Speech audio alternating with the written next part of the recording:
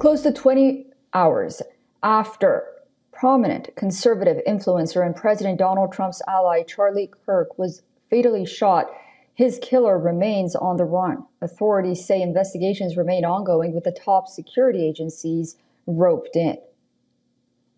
Do you know how many mass shooters there have been in America over the last 10 years?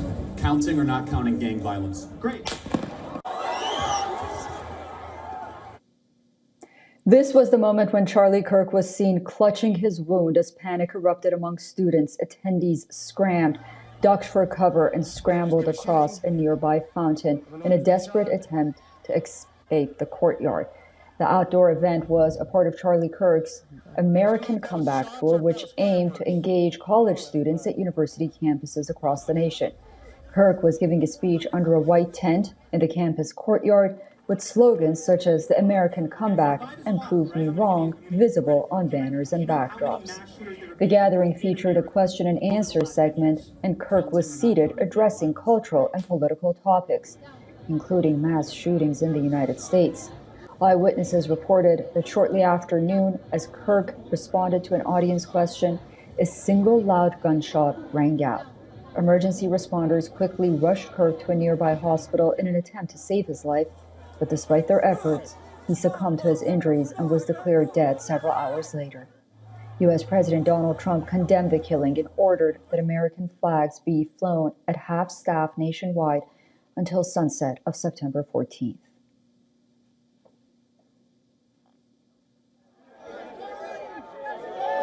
FBI Director Kash Patel and Utah's Public Safety Commissioner Beau Mason confirmed that no additional suspects or accomplices have been identified at this stage.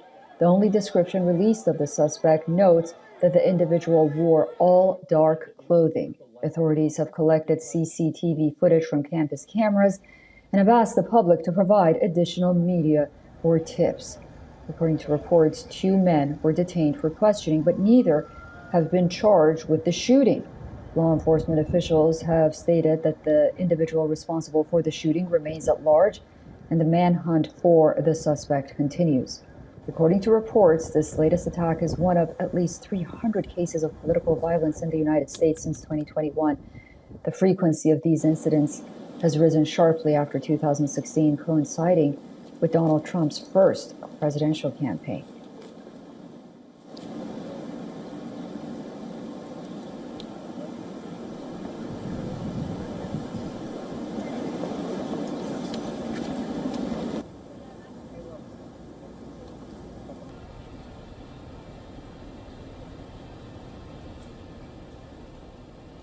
Waves throughout the United States, Americans held vigils for Kirk, with eyewitnesses recounting in detail how the attack unfolded at the event.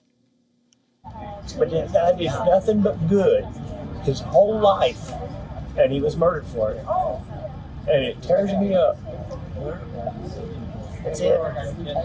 Well, for me personally, like Charlie Kirk was a really great example of like how to debate things very respectfully and concisely and articulately, and personally, like just being in this country with how much is going on right now.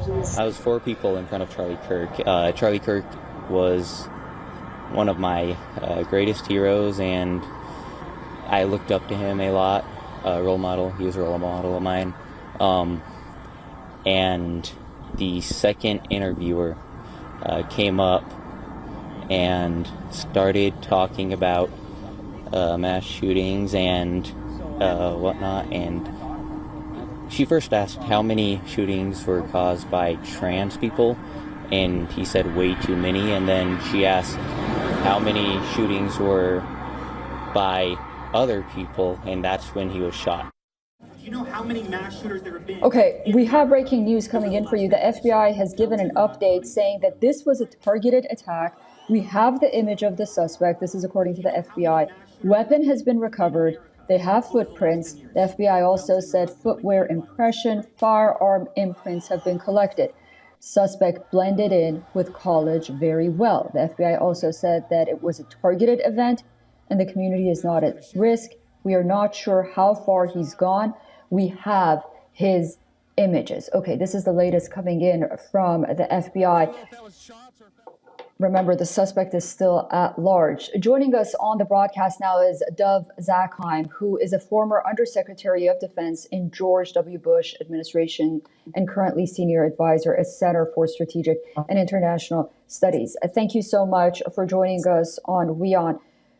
What a heartbreaking loss. This really sent shockwaves throughout the United States, considering how influential Kirk was, notably in galvanizing youth support for President Donald Trump and the Conservative Party.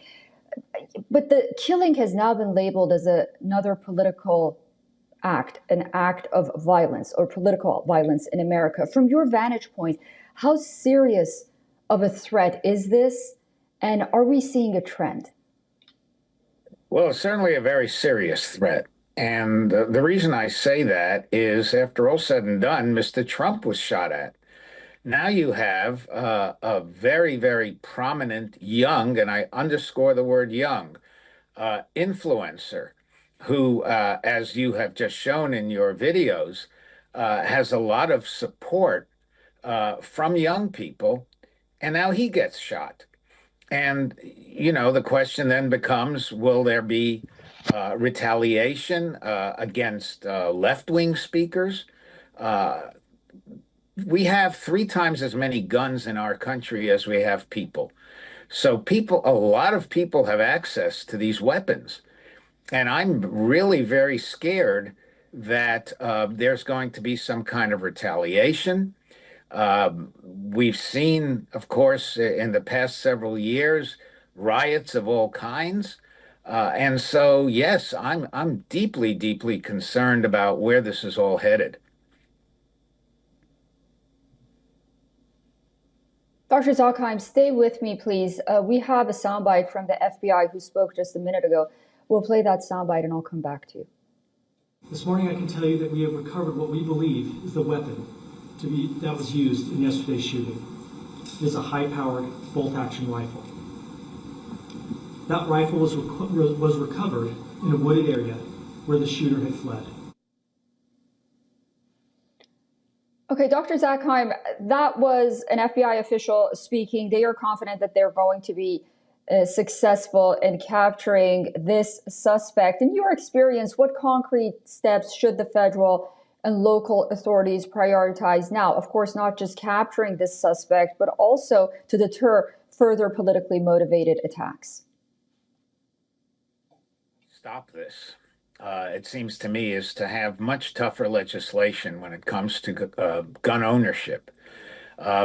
This is a paradox, because by and large, the Republican Party has always been opposed to any form of gun control.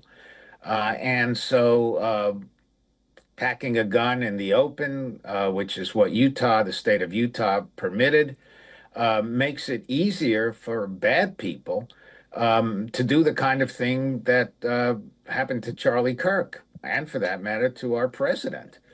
Right now, we don't have that kind of legislation. And until we do, flying flags at half-staff is certainly right, but I'm not sure it's going to deter anybody. And without legislation, without at least background checks, we're going to find that this is not going to stop. And I'm old enough to remember when Robert Kennedy was killed, when Martin Luther King was killed, when John Kennedy was killed. Our leaders are vulnerable. They're constantly in the public. And certainly if you're not a government official like Charlie Kirk wasn't, you have far less protection. And you are therefore much more vulnerable to the kind of horrible shooting that just took place.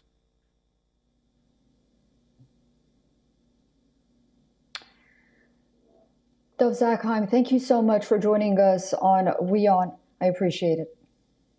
Thank you, and I hope next time it's on a much more salubrious subject. For all the latest news, download the WION app and subscribe to our YouTube channel.